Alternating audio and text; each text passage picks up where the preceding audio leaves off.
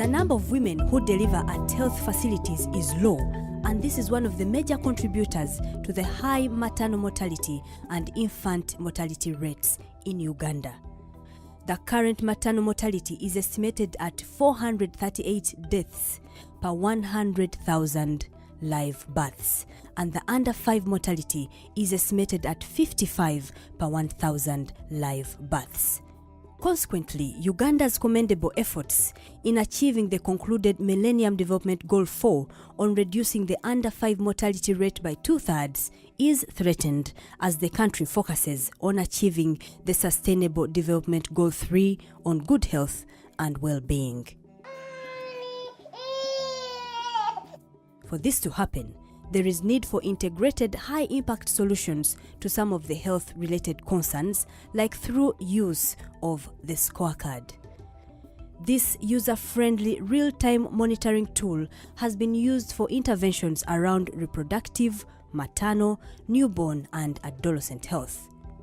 Developed by the Ministry of Health with support from UNICEF and other partners, the scorecard has been vital in streamlining health data for proper planning, monitoring, and implementation of health services at the district level. So the indicator, as you see the scorecard, helps the people to know, first of all, where they fall in terms of performance for each given indicator. Red is doing badly. Yellow is above average. Green is doing very well. So if there are health facilities that are not performing well in a particular area like immunization or antenatal care, they can quickly see those that are in the red, or are they in yellow, or are they in green. Some of the bottlenecks that we know constrain our ability to immunize children could be lack of vaccines, lack of health workers, or sometimes lack of knowledge of mothers on immunization days or importance of immunization. All these issues are what we call the bottleneck analysis. And once the districts have been able to distill what their bottlenecks are, then they will come up with an explanation why they are performing the way they're doing and solutions to address the bottlenecks. Districts like Mukono, Butambala, Moyo, Yumbe, Rubirizi, Nebi, Isinjiro, and Ajumani have been using the scorecard to find solutions to challenges in the health sector as reflected from both the demand and supply sides of health services. Since January 2016, Mukono District has used the scorecard to find interventions to some of the sections presenting in red color, following set indicators of maternal and child health, low antenatal delivery at health units, low postnatal visits, increase in cases of malaria and pneumonia in children, and risky sexual behavior amongst adolescents, leading to early pregnancies and sexually transmitted diseases. We now ask, why is it red? Why aren't you coming back? Until we get to the root cause, then we generate evidence-based work plans that are very smart, and we share with the different implementing partners. We are using the scorecard at health facility level, at the district health team level. We are now also using the scorecard at community level.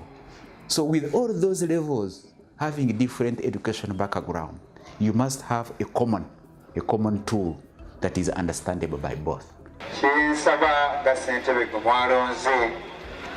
Kyetuba tutandikirako twebuuze lwaki abakyala tebazaalira mu ddwaliro. Omukyala bwe bamukebera ng'ali alina akawuka tayagala kukomawo kuzaalira mu ddwaliro, ayagala azaalire mu kyalo nti olw'okuba abeera alina okutya oluusi omwami we nga teyamanya nti alina, n'ayagala azaalire mu kyalo.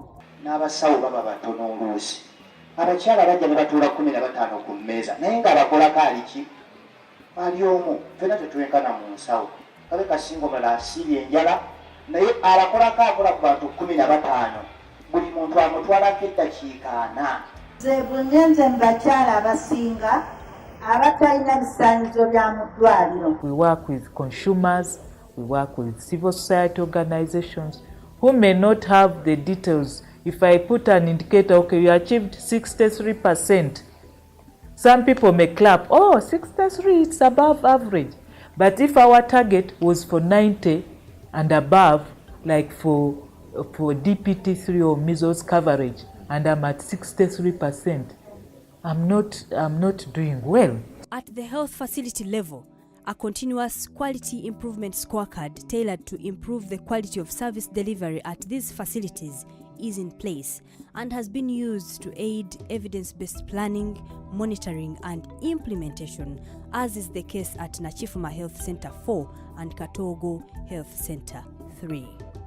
You look at these indicators as they are displayed on the scorecard and you see which indicators a facility has performed better and then put those ones whereby it has performed poorly. So as you rate yourself, as you get feedbacks from those communities, they'll also give you an input in how you can really perform better. The Ministry of Health is in support of the massive rollout of the scorecard to other parts of the country, since this scorecard is the tool of choice to monitor reproductive, maternal, newborn, child and adolescent health performance aligned to the ministry's strategic plan, and a promise renewed to use a sector-wide approach in finding solutions to health-related concerns. Once we finish orientation of the regional workshops, there's going to be demand. And everywhere we've been, in the Nili and in the Eastern, they have been saying, when can we have it on our smartphone? When can we have it on our desktop? We want to be part of the agenda on a daily basis. In so doing, they will use the information. The big plan for this tool is to see that every district has adapted the use of this tool. All the stakeholders are aware about this tool and they are actually using it.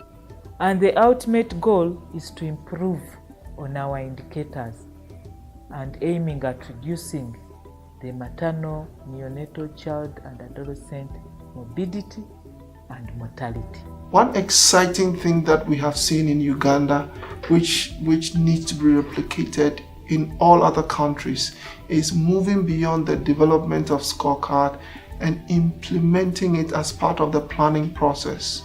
The planning department of the Ministry of Health has adopted the scorecard as one of the tools that they would use for planning. Whereas the scorecard is arguably a great tool in planning, monitoring and implementation of reproductive, maternal, newborn, child and adolescent health, as well as helping health officials set priorities, its continued use and appreciation by all stakeholders is incumbent upon each of their commitment to addressing the information it presents.